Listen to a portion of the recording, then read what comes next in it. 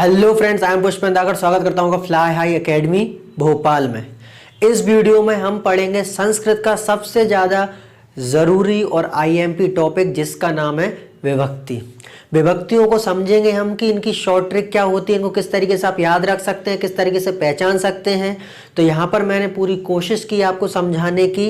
तो सबसे पहले अगर आप लोग नए हैं हमारे चैनल पर तो पहले चैनल को सब्सक्राइब कर लीजिए और इस वीडियो को लाइक कर दीजिए। और अगर आपको वीडियो अच्छा लगता है तो अपने पेरेंट्स के साथ, फ्रेंड्स के साथ, अपने क्लासमेट्स के साथ इसको शेयर भी ज़रूर करिएगा, क्योंकि आपका यही सपोर्ट हमें और ज़्यादा वीडियो बनाने पर और ज़्यादा मेहनत करने के लिए इंस्पायर करता है। चलिए शुरू करते हैं।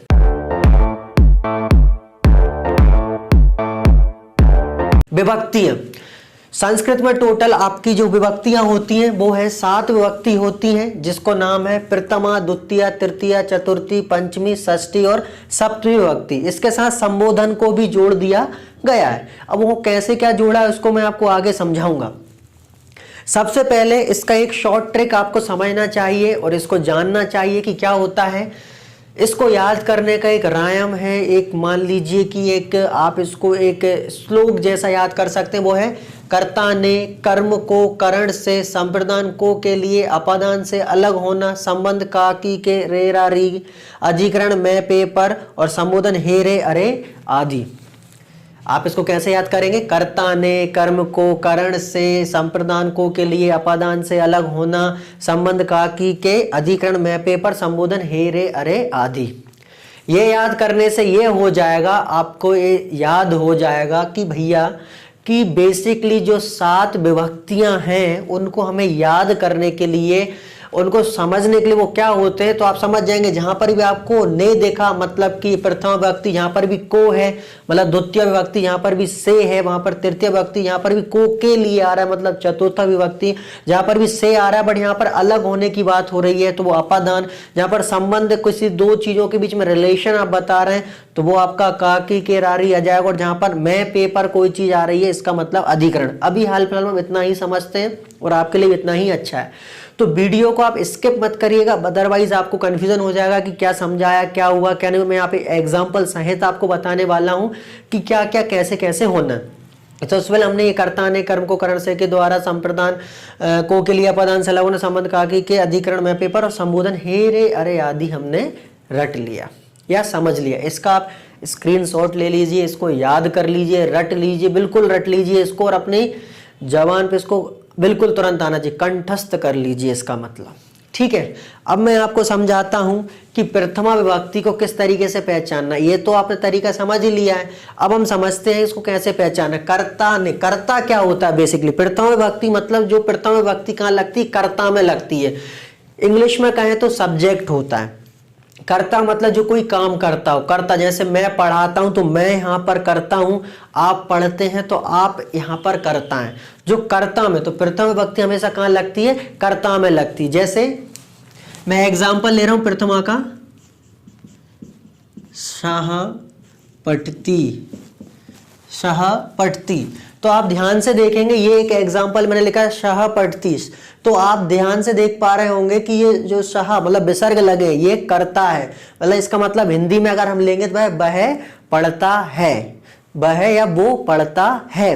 तो ये जो इसमें आपका प्रथमा विभक्ति लगी है, इसमें कौन सी विभक्ति लगी? प्रथमा विभक्ति लगी। और ये तो क्रिया है, तो प्रथमा विभक्ति तो सह पठती, तो आपका ये क्या हो जाएगा? प्रथमा विभक्ति। जैसे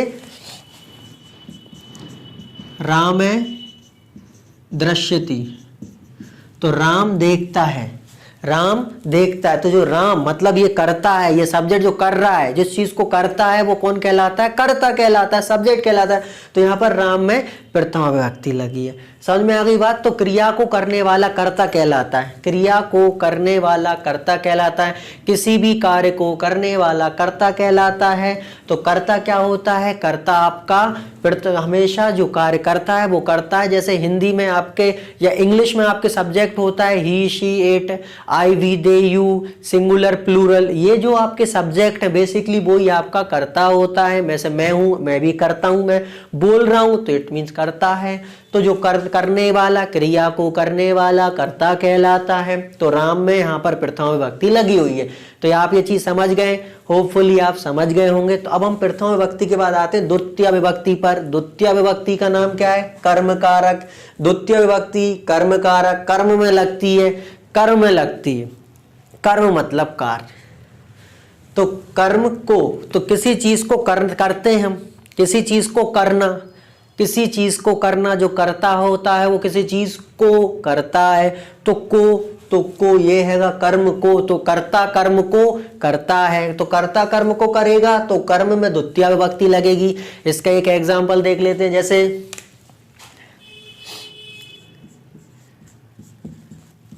राम पुस्तकम पठति, राम पुस्तकम पठति। तो राम है, ये तो राम है, ये तो कर्ता है, कर्ता में कौन सी विभक्ति लगती है? प्रथमा विभक्ति लगती है। ये राम है, राम में कर्ता है, कर्ता में प्रथमा विभक्ति लगी है। अब राम, इसको अगर मैं हिंदी में, अगर इसको मैं सेंटेंस को लूं, जैसे राम है पुस्तकम पढ़ती, तो राम पुस्तक को पढ़ता है या राम पुस्तक पढ़ता है। तो आपको मैं बता दूं, ये बहुत आईएमपी चीज है कि जो द्वितीय विभक्ति होती है जनरली इसमें जो कारक चिन्ह जो होता है उसका लोप होता है, मतलब को जनरली आपको मिलेगा नहीं। जैसे राम पुस्तक पढ़ता है, लेकिन इसका जो सेंटेंस बनना चाहिए वो राम पुस्तक को पढ़ता है, तो जनरली यहाँ पर को का लोप होता है, आपको मिलेगा नहीं यहाँ पर को। राम है पुस्तकम, तो ये जो पुस्तकम लिखा है इसमें आपका ये क्या है? आपका कर्म है। तो यहाँ पर पुस्तकम में आपका द्वितीय विभक्ति लगा हुआ है, द्वितीय विभक्ति, ठीक है, द्वितीय विभक्ति लग गया इसमें पुस्तकम। आप कहें सर कैसे लगा? तो मैं आपको बता देता हूं कि यहाँ पे अम की बिंदी आती, तो ये सब आपके शब्द रूप के अनुसार होता है। जैसे सब शब्द रूप जो मैंने पढ़ाए हुए, अकारांत, उकारांत, इकारांत, सकारांत, नकारांत, बहुत सारे कारकांत होते हैं, और उसमें स्त्रीलिंग, पुल्लिंग और नपुंसक लिंग के अनुसार लगता है। तो ये पुस्तकम है, तो वो उसके वीडियो मैंने अलग से सेपरेटली बनाए हुए, तो वो भी आप डिस्क्रिप्शन में लिंक दी हुई, आप वहां से जाकर चेक कर सकते हैं कि पुस्तकम द्वितीय विभक्ति कैसे है। समझ गए बात को? और ये आपका पढ़ती तो पढ़ना होता है, राम है पुस्तकम पढ़ती, राम पुस्तक को पढ़ता है, राम पुस्तक को पढ़ता है, इसलिए यहाँ पर द्वितीय विभक्ति आई है। राम कौन है? करता है, तो यहाँ पर प्रथमा विभक्ति आई है, क्योंकि जो करता होता है उसमें प्रथमा, और जो किस कर्म को करता है, जिस कार्य को करता है वो होती है, उसमें लगती है द्वितीय विभक्ति। समझ में आ गई बात? तो दो हो गई हमारी, कर्ता ने कर्म को, कर्ता ने कर्म को, कर्ता ने कर्म को, तो कर्ता ने कर्म को किया, तो कर्ता में लग गई प्रथमा, और जो कर्म था उसमें लगी द्वितीय। अब आते हैं हम तृतीय विभक्ति पे। तृतीय विभक्ति करण से, करण से, करण से, तो अब समझते हैं इसको हम। तृतीय विभक्ति, तृतीय विभक्ति करण में लगती, करण कारक। करण कारक क्या होता है? कर्ता जिसकी सहायता से, जिसकी हेल्प से, जिसकी मदद से, कर्ता भाई साहब जो हैं, कर्ता जी जो हैं, जिनकी सहायता से कर्म को करते हैं, कर्ता जी जिसकी सहायता से कर्म को करते हैं, उसी चीज में कौन सी विभक्ति लगती है? उसमें तृतीय विभक्ति लगती है, तो उसमें से आता है। जैसे ये लिखा है राम है कंदुकेन क्रीडति, तो राम तो यहाँ पर कर्ता है, कर्ता में प्रथमा विभक्ति लगी हुई है, तो कोई समस्या नहीं है। अब यहाँ समझना है कि ये कौन है, ये आपका कर्म है या करण है। तो आपको बता दें कि इसका हिंदी में सेंटेंस कैसे बनेगा? राम कंदुकेन क्रीडति, मतलब राम गेंद से खेलता है। तो यहाँ पर जो हिंदी में इसका सेंटेंस उसे समझ में आ रहा है कि से, राम कंदुकेन क्रीडति, राम गेंद से खेलता है, और जहाँ से आएगा वहां पर आपका तृतीया विभक्ति हो लगनी है उसमें, मतलब वो आपका करण कारक है। और वैसे आप समझे तो जिसकी सहायता से, जिसकी सहायता से कर्ता कार्य करता है, जिसकी सहायता से कर्ता कार्य करता है, उसको ही हम क्या कहते हैं? उसको हम करण कारक कहते हैं, उसको हम करण कारक कहते हैं। और करण कारक में तृतीया विभक्ति लगती है। तो यहाँ पर कंदुक, मतलब ये आपका कंदू मतलब गेंद होती, बॉल होती है, तो उसमें एन लग गया। तो अब आप कहेंगे तृतीय विभक्ति में एन कैसे लगता है? तो वही बात है, यहाँ पर शब्द रूप आ गया, शब्द रूप में यहाँ पर एन लगेगा। समझ गए बात को? ये इसके शब्द रूप है, अकारांत, इकारांत, उकारांत, उसमें लगता है जनरली आपको आकारांत, अकारांत, इकारांत, उकारांत, यही समझना है और इन्हीं में ज़्यादातर आते हैं। तो कंदुकेन, एन, एन शब्द मतलब कंदुक में एन शब्द जुड़ गया तो ये आपका तृतीया विभक्ति लग गया इसमें। और ये क्रीडति लिखा है मतलब खेलता है तो ये तो आपकी क्रिया है। ठीक है, तो राम है कंदुकेन क्रीडति, तो जिसकी सहायता से कोई कार्य होता है क्रिया या फिर जिसकी सहायता से कर्ता कार्य करता है उसमें कौन सी विभक्ति लगती है, उसमें तृतीया विभक्ति लगती है। हम और भी सेंटेंस ले सकते हैं जैसे राम पेन से लिखता है, राम पेन से लिखता है। तो पेन यहाँ पर आप इतना ऑफेंड मत होइए कि सर आपने पेन वर्ड यूज कर लिया है, आप इंग्लिश बोल रहे हैं। मेरी कोशिश रहती है कि जनरली सिंपल सी सादा सी भाषा में आप लोगों को ये समझा सकूं कि आपको मैं क्या पढ़ा रहा हूं। तो आप इस पर ज़रा गौर करें। मैं इसको कलम भी बोल सकता हूं, लेकिन आप इसका ध्यान रखें कि मैं पेन भी बोल दिया तो कोई मैंने गुनाह नहीं कर दिया है। मेन मुद्दा है कि हमें समझना है कि क्या है। तो भाषा के फेर में न उड़ने, सरल और स्वच्छ भाषा अपनाएंगे तो जो कॉमन भाषा है जो सब समझते हैं, मैं वो भाषा इसलिए यूज़ करता हूँ ताकि सब लोगों की समझ में आए, क्योंकि जनरली लोगों को ना शुद्ध हिंदी समझ में आती है ना ही संस्कृत समझ में आती है। इसलिए मैं कॉमन लैंग्वेज यूज़ करता हूँ ताकि सब लोगों को समस्या जो है वो क्लियर हो पाए। तो जैसे जिसकी भी सहायता से कार्य होगा वो आपका तृतीय विभक्ति। अब आते हैं चतुर्थ विभक्ति पर। संप्रदान, इसके नाम में ही है किसी को कुछ प्रदान करना, किसी कुछ देना। संप्रदान, किसी को के लिए, किसी को कुछ देना। संप्रदान संस्कृत में जहां पर भी संप्रदान होगा वहां चतुर्थी विभक्ति लगेगी। जैसे किसी को कुछ भी देना, जैसे राम श्याम को गिफ्ट देता है, वो उसको पैसे देता है। तो जहां पे देना हो रहा है संप्रदान को के लिए, तो किसी चीज को कुछ, किसी को कुछ देना, जहां पर कर्ता किसी को कुछ देता है तो उसमें जो देने वाली चीज है वहां पर आपका संप्रदान यूज होगा। और हिंदी में को के लिए आएगा। जैसे राम भरत को 500 रुपये देता है, श्याम राम को 2 पंच देता है, मतलब एक जस्ट कॉमन वाली बात है। तो यहाँ पर हम कुछ भी चीज़ें ले सकते हैं और कुछ भी जहाँ पर संप्रदान कोई चीज़ देने की बात हो। चलिए हम एक एग्जाम्पल लिखकर और उसको समझते हैं। तो हम रामाय मोदकम ददासी, तुम राम को लड्डू देते हो, तुम राम को लड्डू देते हो। तो तुम हो जो राम को लड्डू देते हो, तो तुम, तो राम को, तो यहाँ पर अगर मैं इसको हिंदी में लिखूंगा तो क्या आएगा, तुम या आप, है ना। तुम राम को लड्डू देते हो, तो तुम राम को लड्डू देते, तो राम को, तो यहाँ पर राम को, तो मैंने बोला था को के लिए, संप्रदान को के लिए, तो इसलिए यहाँ पर राम में जो हो जाएगा यहाँ पर ही हो जाएगा रामाय। तो तुम, तो यहाँ पे मोदकम ददासी, तो ये चतुर्थी विभक्ति हो गई। यहाँ पर कौन सी विभक्ति हो गई, यहाँ पर चतुर्थी विभक्ति। क्योंकि किसी को भी कुछ प्रदान करना, किसी को भी कुछ देने के अर्थ में चतुर्थी विभक्ति का प्रयोग किया जाता है। ठीक है, अब आते हैं हम पंचमी विभक्ति पर। पंचमी विभक्ति का उपयोग करते हैं अपादान।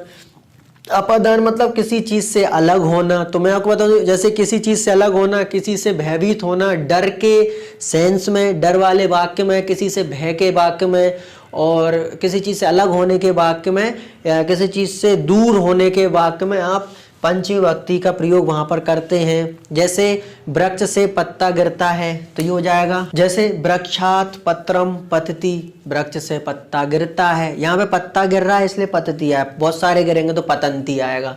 तो वृक्षात, वृक्ष से, वृक्ष से या फिर पेड़ से। तो आप ध्यान से देख पा रहे होंगे मैंने क्या करा है, वृक्ष, तो वृक्षात, इसी वजह से इसमें आपका विभक्ति लगा वृक्ष में, क्योंकि यहाँ पे से, किसी चीज से, किसी चीज से, तो यहाँ पे से शब्द, जिसके साथ भी से शब्द आएगा वो उससे क्या हो जाए, उसमें पंचमी विभक्ति लगे। वृक्ष से, वृक्ष से, वृक्ष से पत्ते गिरते हैं तो वृक्षात, वृक्षात, अत अतामन है, अतमत ये शब्द रूप का है। तो वृक्षात पत्रम पतति, वो नगर से दूर जाता है। नगर से, तो इसमें नगर आएगा, तो वो नगर से जा रहा है तो जगह सा नगरात दूरम गच्छति। तो यहाँ पर नगर, नगर से, तो नगर से जा रहा है तो यहाँ पर आपका नगरात हो जाएगा। मतलब सिंपल सी बात है, नगर से, तो उसमें आपका पंचमी विभक्ति आपको प्रयोग करना है। समझ में आ गई बात। मतलब वृक्षात पत्रम पतति, तो यहाँ पर भी जिससे, किसी चीज से कोई चीज दूर हो रही हो, अलग हो रही हो, दूर हो रही हो, अलग हो रही किसी चीज से, हमें डर लगता है। जैसे आपको भूत से डर लगता है, आपको अंधेरे से डर लगता है, आपको पढ़ाई से डर लगता है, आपको मार्क्स से डर लगता है, आपको एग्जाम से डर लगता है। तो जिस चीज से डर लगता है, जिस चीज से आप दूर जाते हैं, जिस चीज से आप अलग होते हैं, से तो इस तरह के सेंस में आपको यूज करना है अपादान। और यहाँ पर करण से, तो करण जिसकी सहायता से कार्य किया जाए वो आपका करण है, और जिससे आप अलग होते हैं वो आपका पंचमी विभक्ति है। समझ गए। अब हम आगे आते हैं षष्ठी विभक्ति, जिसको संबंध कारक कहा जाता है। संबंध में समझ गए, जो जब भी हम कोई दो व्यक्ति, वस्तु या चीजों के बीच में कोई संबंध स्थापित होने वाली बात होती है, कोई संबंध होता है, कोई रिलेशन होता है उनके बीच में, तो वहां पर हमें षष्ठी विभक्ति का प्रयोग करते हैं। हम एक एग्जाम्पल से समझते हैं। दशरथस् चत्वारः पुत्रः आसन्। दशरथ जी जो हैं हमारे, दशरथ जी जो श्री राम जी के पिताजी हैं, दशरथस् मतलब दशरथ जी के 4 पुत्र थे। दशरथ जी के दशरथ जी के, तो यहाँ पर दशरथस् चत्वारः पुत्रः आसन्। तो दशरथ, तो इसमें आपका दशरथ जी के, तो दशरथ के, तो इसलिए यहाँ पे षष्ठी विभक्ति आया। समझ में आई बात। तो यहाँ पर भी का की के में रिलेशन, जैसे वह है श्याम का भाई है, वो राम की बहन है, वो उसका दोस्त है, वो उसका भाई है, वो उसकी बहन है, वो उसके टीचर हैं, मतलब इस तरह कोई भी संबंध, वो उसकी साली है, वो उसका साला है, वो उसका जो भी है, मतलब यहाँ पर रिलेशन संबंध की बात हो रही है। तो जिसके साथ का, जैसे वो राम का भाई है तो वो राम का, तो रामस्य आ जाएगा, राम का तो रामस्य। ठीक है, इस तरीके से होता है रामस्य। जैसे मैंने बोला कि वो श्याम के भाई हैं, तो श्याम के, तो श्यामस्य आएगा, श्याम में जुड़ जाएगी। तो वैसे दशरथस्य तो दशरथ के में हो जाएगा। समझ में आ गया। तो ये आपका षष्ठी विभक्ति था। अब आता है सप्तमी विभक्ति। कहाँ लगती है? अधिकरण कारक में। मैं पेपर, मतलब मैं, बस मतलब यहाँ पे कोई स्थान की बात हो रही बेसिकली। मैं, या पे जैसे मैं रूम में हूँ, मतलब मैं क्लास में हूँ, या छत पर, तो मैं पेपर, तो यहाँ पे अधिकरण शब्द का यूज हो रहा है। जनरली प्लेस के रिगार्डिंग, स्थान के रिगार्डिंग हम सप्तमी विभक्ति का अधिकरण का यूज करें। यहाँ पर मैं आ रहा हो, पे आ रहा हो, पर आ रहा हो, तो मैं पेपर में आपको अधिकरण का यूज करना है, मतलब वहां पर सप्तमी विभक्ति लगेगी। चलिए हम इसको एक एग्जाम्पल के थ्रू समझते हैं। मयूर है बने नृत्यति, मयूरे बने नृत्यति, मयूर है बने नृत्यति। मोर वन में नाचता है, मोर वन में नाचता है, तो बने, तो जैसे अगर मैं इसको हिंदी में लिखूंगा तो क्या लिखूंगा? मोर वन में नाचता है, मोर वन में नाचता है। जंगल में नाच रहा है, तो जंगल में, क्लास में, बरामदे में, बस में, ट्रेन में, छत पर, मैं पेपर। तो जहां पर भी पर कोई प्लेस की बात हो रही, जैसे कि वो कोचिंग में है, वो क्लास में है, वो भवन में है, वो दुकान पे है, वो छत पर है, दीवार पर घड़ी है, ऐसे करके दीवार पर छिपकली है। तो इस तरीके के पर, मैं, पे, पर, कोई भी स्थान की बात हो रही हो उसमें आपको सप्तमी विभक्ति लगाना है। समझ में आ गई बात। तो किस तरीके से पहचानना है चीजों का। अब इसके बाद आता है संबोधन। संबोधन, संबोधन बेसिकली किसी को बुलाना। संबोधन मतलब बुलाना। जैसे हे राम, हे राम, अरे श्याम, इस तरीके से जब आप किसी को बोल रहे हैं तो आप उसको संबोधन कर रहे हैं, तो उसमें संबोधन हो जाता है। संबोधन बेसिकली कुछ नहीं तो आगे लगा रहता है, हे राम, हे श्याम, हे राम, हे श्याम, हे मधुकरण श्रेणी। इस तरीके से कुछ भी जिसको संबोधन में हम यूज करते हैं। जैसे किसी को बोलते हैं अरे इधर आओ भैया, अरे उधर जाओ, अरे ओ भाई साहब, ओ हेलो, ऐसे करके जो भी चीजें हम बोलते हैं किसी को भी संबोधन के लिए, किसी को बुलाते हैं, तो वहां पर हम संबोधन का यूज करते हैं। कर्ता ने, कर्म को, करण से, संप्रदान को के लिए, अपादान से अलग होना, संबंध का, की के, अधिकरण, में, पेपर, संबोधन, हेरे, अरे आदि, ये सब आप रट लीजिए और समझ लीजिए। तो इससे आपकी जो विभक्तियों को पहचानना है, सेंटेंस को समझ पाना है, वो कई बार आसान हो जाता है। क्योंकि संस्कृत में जब भी आप वाक्य बना रहे होते हैं तो हर उसमें वाक्य में क्रिया को छोड़कर हर एक में आपका क्या लगता है? जी हाँ, विभक्ति लगती है। प्रथमा लगी है, द्वितीय लगी है, तृतीय लगी, सप्तमी, प्रथमा से लेकर सप्तमी तक कौन सा किसमें लगा है, वो यहाँ पर इस तरीके से उसका यूज किया जाता है। और इन तरह से विभक्तियों को अगर पूरे तरीके से पढ़ना है आपको, तो मैंने हर एक का प्रथमा से लेकर सप्तमी तक मैंने एक एक को एक्सप्लेन करके समझाया कि एक एक विभक्ति का यूज कैसे और कहाँ करना है। तो आप वो वीडियोज को डिस्क्रिप्शन में लिंक दी हुई, आप वहां पर जाकर देख सकते हैं और अच्छे से समझ सकते हैं। आपको संस्कृत की अच्छी खासी समझ हो जाएगी। वीडियो को अंत तक देखने के लिए आपका बहुत बहुत धन्यवाद।